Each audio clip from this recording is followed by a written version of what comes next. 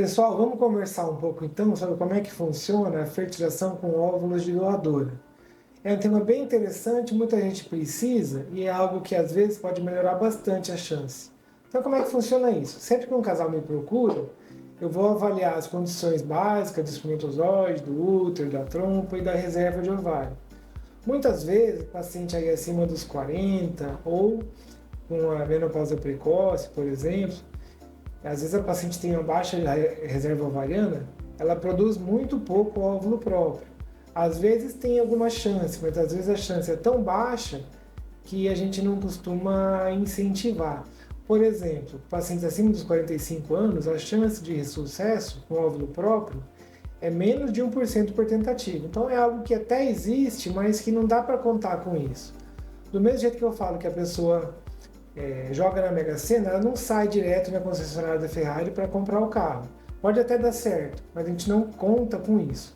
Eu tendo a não desestimular, mas a minha função é colocar as chances reais e o casal que escolhe. Muitas vezes, quando a chance é muito baixa, principalmente por causa da baixa reserva de ovário, a gente pode recorrer ao uso de óvulos doados. Como é que funciona isso? A lei permite os óvulos doados até 37 anos da mulher e tem uma limitação geográfica em torno do número de habitantes. Então, existe uma rastreabilidade, por lei, isso no mundo, cada doador não pode produzir mais do que 2 crianças de sexos diferentes, a não ser se for na mesma família, né? Para uma área aí de 2 milhões de habitantes. Então, na Semer, como a gente tem um volume e uma abrangência muito alta, a gente consegue respeitar esses critérios e a gente sempre oferece doação de óvulos para fenótipos semelhantes. Então eu trabalho muito em bastantes casos de gravidez de sucesso com óvulos de doadora, sempre fica muito parecido, porque a gente toma esses cuidados antes.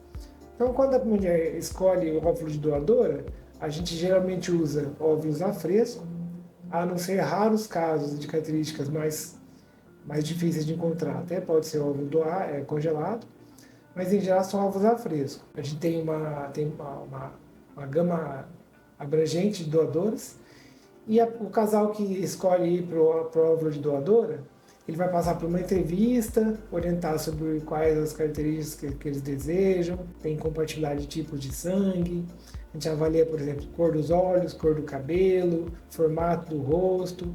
Eu vou colocar aqui no vídeo a folha que a gente usa para dar exemplo, e é bem interessante. A gente consegue fazer com que as características sejam realmente parecidas. Por exemplo, a gente tem cor da pele. Tem 5 tipos. É muito mais do que a gente imagina. Cor dos olhos, tem 6 tipos. Cor do cabelo, tem vários também.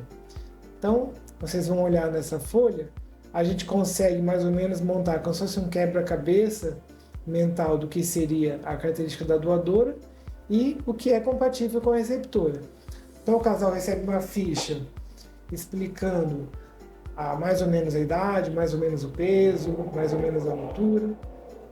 Tem outras características como a ascendência, e não pode ser informação exata para respeitar o que a lei exige de anonimato. Então toda doação de óvulos, ninguém fica sabendo quem doou, quem recebeu, isso é a lei. Só quem tem acesso a foto e imagem da receptora e da doadora é o pessoal que faz a triagem do laboratório. Eu posso ver os casos que eu estou acompanhando. Geralmente as pacientes solicitam que a gente avalie e até hoje eu nunca vi um caso que fosse muito diferente. Até porque esse processo de paramento dá certo e a gente não oferece quando o fenótipo da característica física é muito diferente. Então, apesar de ser o material genético de outra pessoa, a gente consegue em muitos casos, que seja o bebê muito parecido com os pais, até porque mesmo quando é óvulo próprio, né, muitas vezes sai diferente. Então, assim, aquele medo popular de que vai ser uma criança muito diferente, a gente consegue limitar ao máximo. Não tem aquela coisa de novela, assim, alguém vai descobrir, né? Tem vários mecanismos que a gente usa que garantem esse anonimato, o feto fica parecido, os pais podem escolher aceitar ou recusar a doadora. Então, os pais analisam as características daquela ficha que a gente oferece E se eles aceitarem, aí sim a doadora vai fazer o processo de captação, ela colhe os óvulos, no dia que ela vai captar os óvulos, o parceiro vai fornecer o esperma ou usa a amostra congelada que ele já tenha deixado prévio, aí forma o embrião, esse embrião vai ter o DNA do marido que forneceu o esperma ou do esperma de doador, se for o caso, e da mulher que forneceu os óvulos. Mas a gente faz esse pareamento para ser as características parecidas com a mulher que está gestando. Aí forma o embrião, aí sim, com o embrião formado, a gente vai fazer o preparo do útero da paciente que vai receber o embrião de óvulos doados e a gente transfere. Dando sucesso à gravidez, é uma gestação normal, como qualquer outra, não muda nada. Existe até uma questão ainda em pesquisa, que é, por exemplo, a epigenética. O ambiente uterino, materno, ele tem influência sobre como os genes são expressados e quais genes são expressados. Então, quem está gestando tem sim uma influência genética até hoje, com impacto não exatamente conhecido, mas que não é pequeno. Então, é uma gravidez normal, o amor é normal. O que muda é que a genética é da doadora, mas as características geralmente são bem parecidas. E uma coisa que muda é que a chance muda muito. Por exemplo, um único ciclo com kit de óvulos de doadora dá em torno de 50% de gravidez. Mais ou menos 60% por transferência, se for embrião com biópsia, que pode ser feito ou não. Às vezes a mulher teria, sei lá, 5%, 10% ou menos com óvulo próprio, dependendo aí da persistência do plano, quantas vezes tentou e até do financeiro, às vezes pode optar por óvulo de doador, ou porque não tem mais óvulos, ou porque a chance é muito pequena, ou porque é o que o financeiro permite. E eu não julgo, a gente está aqui para oferecer o que o casal decidir, que for o melhor, for seguro com o melhor custo-benefício, respeitando as decisões de cada um, a gente fornece.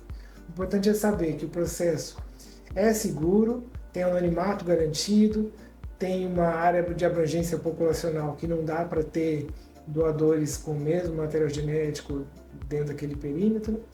A gente consegue fazer o pareamento para ter bastante semelhança das características físicas e isso aumenta bastante a chance com um custo bem acessível. Inclusive, a gente tem programas de múltiplos. Então, por exemplo, se um ciclo com kit de doadora dá em torno de 50% de chance, quanto mais a pessoa repetir os ciclos, mais chances. Se fizer, por exemplo, 6 ciclos com kit doador, dá em torno de 93% de bebê em casa. É uma chance surreal de dar um alta. A gente tem programas, por exemplo, o casal pode escolher fazer um ciclo só, ou pode entrar no programa de múltiplos e ela investe um pouco mais de início, mas que ela pode ter até 6 kits de doadora. E ela teria até 2 anos para usar. Então, quando o casal me procura, a gente explica tudo isso em detalhes, tira as dúvidas, e se vocês estão precisando dessa alternativa, vem que eu ajudo. Eu sou o Dr. Maurílio Palhares. Se você gostou do meu conteúdo, se inscreve aqui no canal, nas minhas redes sociais, e a gente vai te ajudar bastante.